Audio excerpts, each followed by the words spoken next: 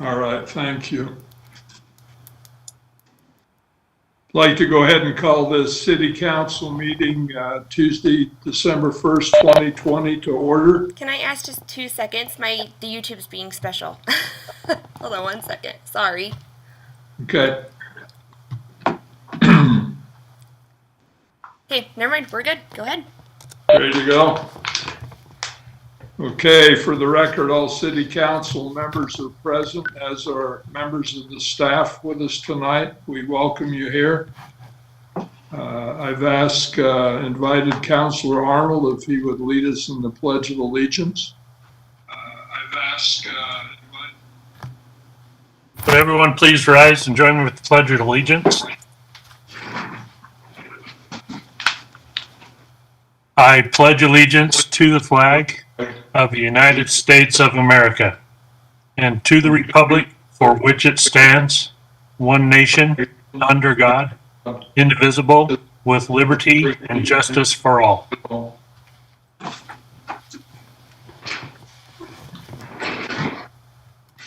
Thank you. Nice job, Steve, on that. And also, Alan, I thought that was, you came through really loud and clear. That was really, really good. So, this time we'd like to take a moment of silence as we pause to remember those who are serving in our military, along with our police, our firefighters who are always ready and willing to put themselves in harm's way in our behalf. We would also ask you to remember our city council members this evening as they ponder and make decisions that affect our community. Let's take a moment of silence.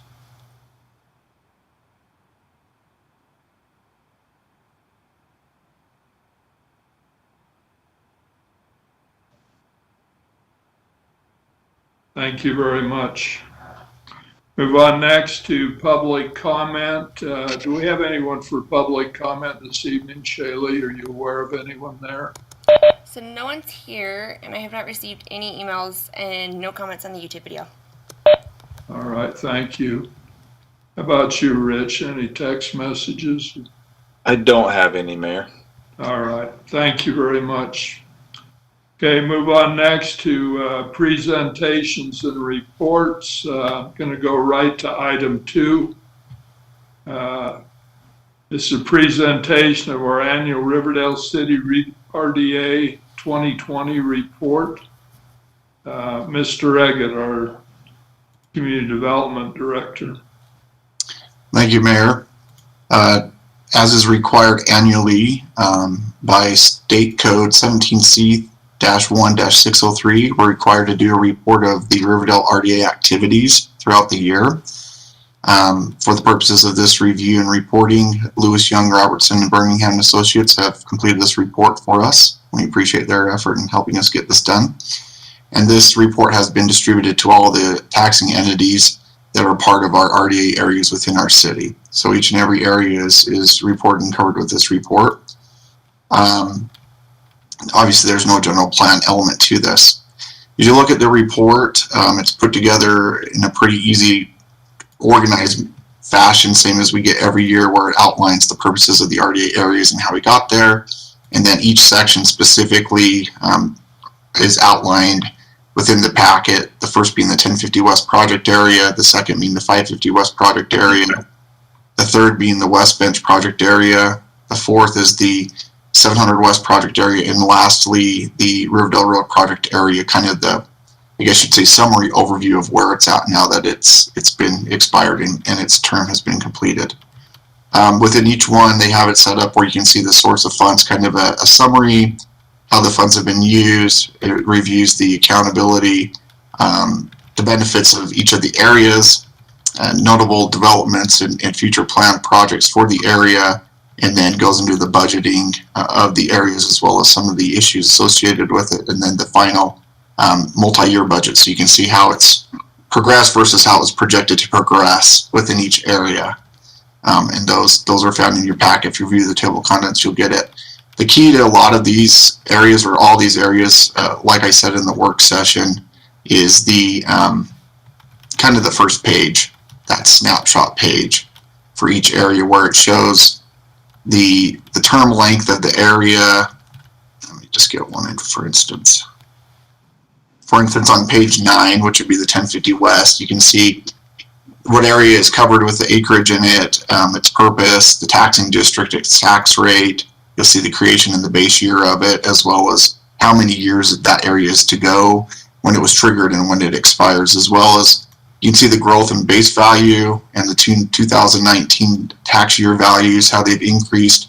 Like 1050 West, it's increased 56.839% from its base value, as well as you can see the increment that's calculated and received for the area when we receive that next year for fiscal year 2020.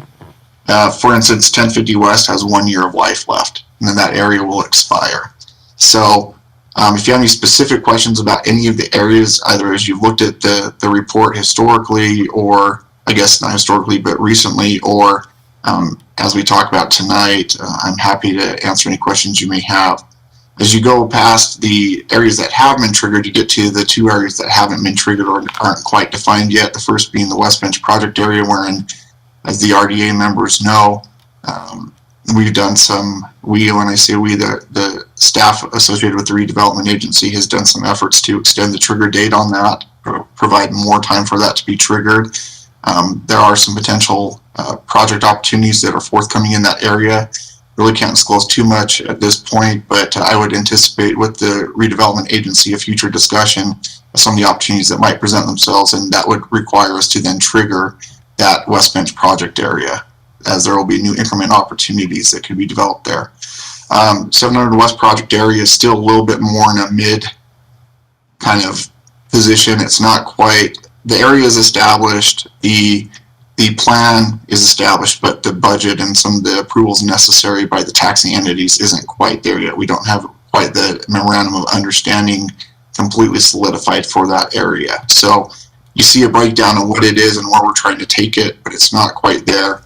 And then, like I said, Riverdale Road project area has been completed, but there are still funds there, so there are still goals. The sources of funding are shown, and how those monies are to be used or outlined within that report. And then you'll finally see Appendix A, which is a map of the project areas. And with that, Mayor, I think that's a pretty brief but involved report, and I defer back to members of the City Council who may have questions or comments. Thank you. Thank you, Michael. Any questions for Mr. Eggett? Pretty quiet group. Move on to item number 3 under presentations and reports. We have another presentation by Mr. Eggett. This is our annual moderate income housing review report. Mr. Eggett. Thank you, Mayor. And again, as noted in the work session, this is now a mandated annual moderate income housing report that we're required to provide to the Division of Workforce Services and our local planning entity, which is the Wasatch Front Regional Council. This is per Utah State Code annotated 10-98-401 and 17-278-401. We're trying to, well, we hope we've done everything to be in full compliance with state codes and providing this report and submitting the documentation to the Division of Workforce Services and Wasatch Front Regional Council. A component of this is making sure that this report is fully available on our city website. If anybody is to ask you where that is found in the Community Development Department tab on the city website. So if you're trying to find it, or anybody wants to know where that's at, that's where I would direct them to go, where you asked. That information has also been shared with these entities that it is on our website in that location. This is a follow-up to a reporting process that started about 2 years ago through the state legislature. SB 34, some of you have probably heard of SB 34, which is this housing code. That's where this reporting element has come from. It's a modified version of SB 34 this year. 2 years ago, we had to do a letter of reporting, which we did, as kind of setting the stage, if you will, for this report. And we weren't quite sure where, when we prepared that letter, the state legislature might want to go with a reporting element, and they've created now what you have before you today in your packet. A part of that review is that there be a representation or a presentation of this report to the city council and a sign off by the mayor that we have met our compliance standards for reporting. That letter is in your packet showing that that compliance has been at least recognized as being achieved by our mayor and signed off on for that reporting. In your packet following the letter, you'll see the kind of the outline that has been prepared by the Division of Workforce Services, creating the template and the expectation of fulfilling these codes. And I filled that out, and all the associated codes thereafter that tells you what kind of reporting elements you have to meet. And like I said in the work session, there's a sheet that the Wasatch Front Regional Council prepared. I know you probably can't see it very well, but there's A through W menu items that cities can accomplish, and we have to at least show that we meet 3 of those, and then we have to have goals for achieving and updating and accomplishing those items. Riverdale City, thanks to the efforts of previous city administrators and the RDA programs, has up to 9 of those items that we can show we are currently participating in, programming, and accomplishing. And that's what you find following the application in an Excel spreadsheet is the programs and then the responses to the programs, so where they're at, where they're going, what accomplishments we're meeting and hitting, so that we can show the state of Utah, hey, look, for lack of a better way to say it, leave Riverdale alone. We're doing a good job. We're meeting the requirements. We're not the poster child of someone who has low to moderate income housing needs. So, go look at other cities. That's hopefully the intent of doing this, frankly, is showing that we're more than meeting and exceeding those A through W items. And we showing that we meet 9 is a lot more strengthening than showing we only meet 3. It's a lot harder to poke holes in the city when we have that kind of report. Following that, you'll see there's some numerical requirements where we have to look at the census and update the estimated need of rental housing in our city for the 80th, 50th, and 30th percentile. The only one that the Division of Workforce Services is probably going to be most concerned about is that 30th percentile, where we have a 37.6% need of housing availability in our community for people in that. But I have a feeling other communities are probably more in the 50s and 60s. What does actually assist Riverdale City in this aspect is our modular home communities. I think that brings that percentage significantly down. And what's interesting is you look at then the numerical data that's following the spreadsheet provided by the Census Bureau. You'll see that number, that percentile declines as you work your way into 2025, which is interesting. So if it's showing a percentile decline, that would imply that there's an idea that there will be sufficient housing stock that will then drive that need down, which again, I think you might look at other communities and you should probably see that number potentially go up. So that's a good sign that there's a trend there evidencing that we are either hitting or providing more of those needs. Now, the flip side of that is, does that lead to potential blight concerns in the community? I don't know. That's kind of the balance we always face in planning and development in cities. But long and short of it, that's what I understand to be the purpose of this reporting. That's how it's been explained to us in multiple meetings with Wasatch Front Regional Council. And hopefully after doing this very involved process this year, it'll be as simple as modifying a few keywords here and there, a few numbers here and there, and this should be a pretty relatively easy reporting tool going forward now that the hard work's been done to get it where it's at today. And with that, I would defer back to any questions or comments from the city council and staff. Thanks, Mayor.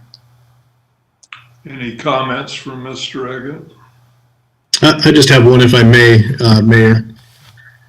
This is a relatively new program, and the information that has been requested is something that's not necessarily new to anybody. This shouldn't be any shock or any revelation, but what they're doing is packaging it a little bit differently and making it so that there's some accountability on the part of the city to meet the needs of and for moderate income housing. And I just wanted to comment and compliment Mike on doing such a great job putting this report together.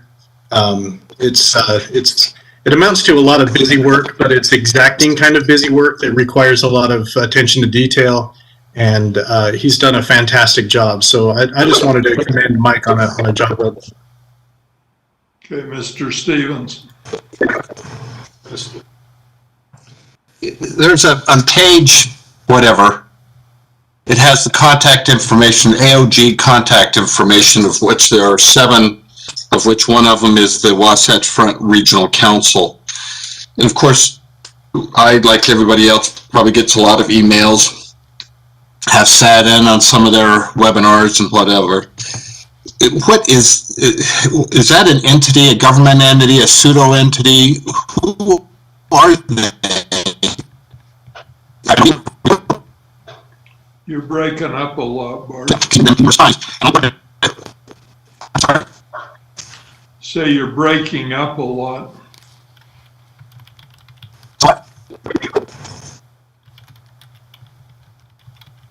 We got down to where you're asking.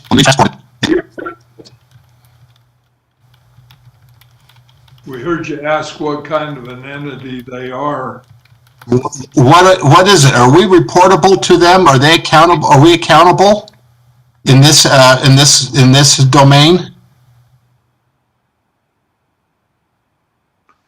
I can speak to that, Mayor, if you'd like. Go ahead, Bill. The Association of Governments, the Wasatch Front Regional Council, is just that. It's the regional planning group for the area, and all of the cities and counties participate in the organization. And it's the Wasatch Front Regional Council is 5 counties. It's Box Elder. No, I'm sorry, it's not Box Elder. It's Tooele, Salt Lake, Davis, Weber, and Morgan counties, and all of the cities that are in those counties participate in that.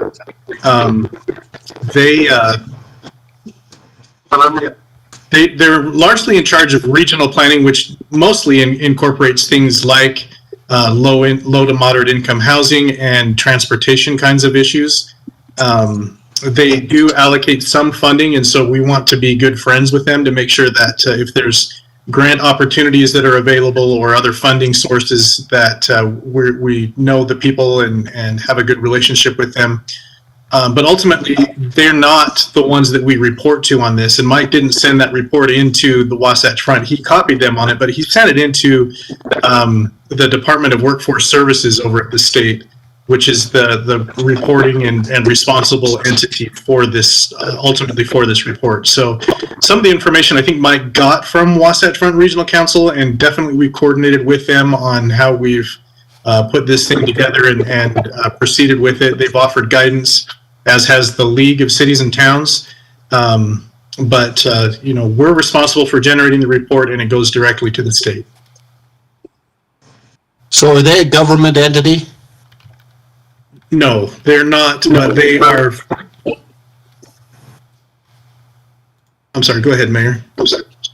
No, I was just going to say it's a council. It's made up of elected officials. They have a staff, and I'm not sure how they're set up. The cities, where do they get their funding, Bill? Do you know? Their funding comes in different parts from the state and from the federal government, because they are the regional planning organization, or the MPO, the Metropolitan Planning Organization. And so they get funding through the state and through the federal government. The cities don't pay into anything, as far as I'm aware. They have a staff, and it's a fairly limited and lean kind of staff. But they're really pretty good at what they do, and so they're a valuable resource. They do. They seem to have a high profile. They do, and they do a lot, Bart. I know all these funding, like for the roundabouts and those kind of things, and road projects, interchanges. They go through and they meet. They have a lot of criteria they pick and choose as far as funding. They do have committees. They have a regional a transportation committee. They have a regional growth committee. There's Active Transportation Committee. I serve on all three of those. They're usually chaired by a county commissioner, and then there's mayors, there's people from UTA, Utah Transit Authority, UDOT. They're all involved in this and all their decisions. So it's really a pretty powerful organization. And like Bill says, it helps to be on the good side. And that's why we've tried to serve down there. It's in Salt Lake, was out by the airport, and it's down in the Gateway area. They've got some office space there now. But yeah, they're pretty important. But like Bill says, we're just giving them a copy. This actually goes to the state agency, this report. And every year we see legislature getting more involved in this housing thing. And it's become a real big deal. They've even got it now where they cut off your transportation funding if you're not meeting these items that Mike's reporting on his annual report. So, and I think every year it's going to get tougher. There's really a big move on, as you know, on different kinds of housing for people that just population growth, and there's probably not going to be the real estate or the homes for everybody, our grandkids and people like that. So, Mayor, if I might, just as a point of clarification, we actually are required to annually report this to Department of Workforce Services and the AOG or the MPO. It is part of the requirement by state law, so I don't have a choice. it goes to Hubis. I didn't hear you, broke up. It is required to also be sent to WFRC as our local AOG or our MPO. It actually is explicitly spelled out in the code. So just that point of clarification is all I wanted to make. Yeah, it's right in there. Yeah, it tells you have to send to both of those. Then I have to do a letter. I had to do a letter this year stating that, to the best of my knowledge, that all these actions, these items are true and correct. And it's getting pretty, it's getting different. So it's different. You're going to see a lot more of this. And I'll throw this in now. I was going to put in at the end of his, Mike's presentation, but we got an email this morning, actually, somebody else speaking, or is it just background? Bill and I think Braden got it too, and I'm not sure. Anyway, they sent out a list of, they sent to the Roy mayor, the Ogden mayor, the Riverdale city mayor. They sent it out to some people that's involved in Falcon Hill. They want to plan a meeting. It was one of those little meeting doodles where you go in and you put your availability for a meeting. But they're actually looking at trying to do a housing project, it looks like. And this is, those people there had, well, it was basically, it sounded like it was kind of going down about where the old Bamberger tracks down through Falcon Hill, but it's kind of a joint venture they're trying to do. And I think our Weber County Commissioner Scott Jenkins is, I think he's the one that had it sent out to plan the meeting, but he's chairing our WACOG Affordable Housing Subcommittee that meets once a month. I think Bart's been sitting in, on Zoom. He's been able to attend some of those, and Mike Eggett, myself. So, but anyway, this looks like a joint venture that the county's pushing and trying to get something together. And we're thinking maybe it's our West Bench and some of that up there, but that's all pretty well, with All America First property. That just looks like there's a lot of space up there, but it looks like the county's trying to push for a joint venture. So, but this housing thing's going to continue to probably be something we're going to be faced with a lot in the future. So, okay. Do you have anything else, Mike? Yeah, just one other thing with that. We have heard already, I've heard from Meg Ryan with Utah League of Cities and Towns. She's already told me when I was kind of a test case on some of this form documentation and response, she and I went back as she was refining it anyway. She did say, depending on how well the cities or how not well the cities perform on this report, it may or may not lead to the state legislature even further putting even more measures and requirements in place or doing other initiatives and ideas in place if they don't feel like this reporting is being done correctly by the cities. So let's hope everybody does what they're supposed to and reports correctly, because if not, we could see even more tying down the screws on some of these things in the future, which would not be good.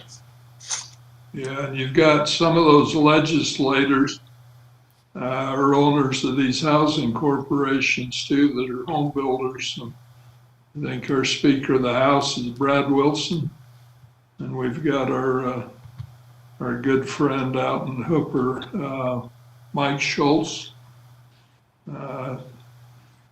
Anyway, he's the one last year that quoted that Riverdale City's got more sales tax money than they know what to do with. He was on that tax revision, or that when they redid all the taxes. And so I don't know, you got home builders in there and stuff that's in the legislature, and it looks like they pushed the, well, in fact, there was even an article in the paper once about one or two of them that they're pushing to try to get cities to sell their commercial property, change the zoning on it. So they're trying to make it so the sales tax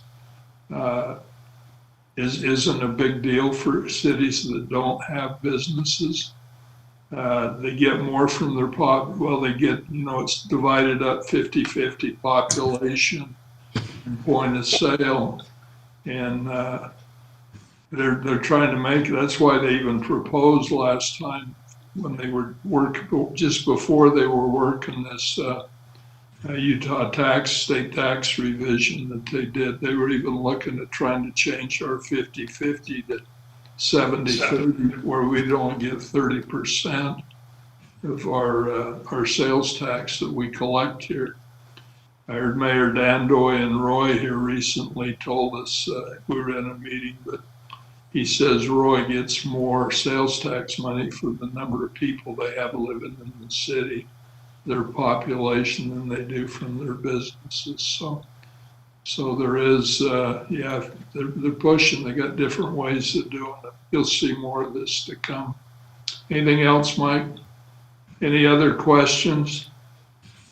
Thank you, Mike. Bill mentioned he did a great job. That's a huge report, and there's really a lot to it. It's going to probably get more complex. So. All right. Thank you very much, Mike. Okay, move on next to the consent items. Consideration to approve the meeting minutes. Is there any changes or corrections to the council work session and council regular session minutes from November 17th, other than what we discussed in our work session? With that, do we have a motion on the consent items? Motion to approve consent items. Second. Okay, we have a motion by Councilor Mitchell, second by Councilor Ellis, to approve the consent items. All in favor? Aye. Any opposed? Unanimous in favor. Move on next. Our next item, we have a closed executive session. This is consideration of adjourning into a closed executive session pursuant to the provisions of section 52-4-205 for the purpose of discussing real estate. We have a motion to go into the closed session. So moved.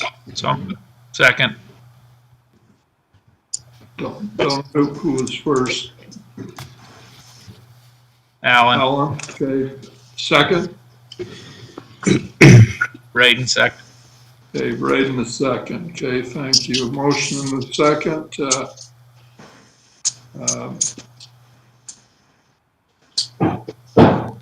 Ms. Nay. You know, it says Shaylee Evans on here. I know, because I had to that's look. the account we paid it on. Bad thing. Would you poll the council, please, on going into the closed session? Councilmember Ellis, Aye. Councilmember Mitchell, Aye. Councilmember Arnold, Aye. Councilmember Hilton, Aye. Councilmember Stevens. Aye.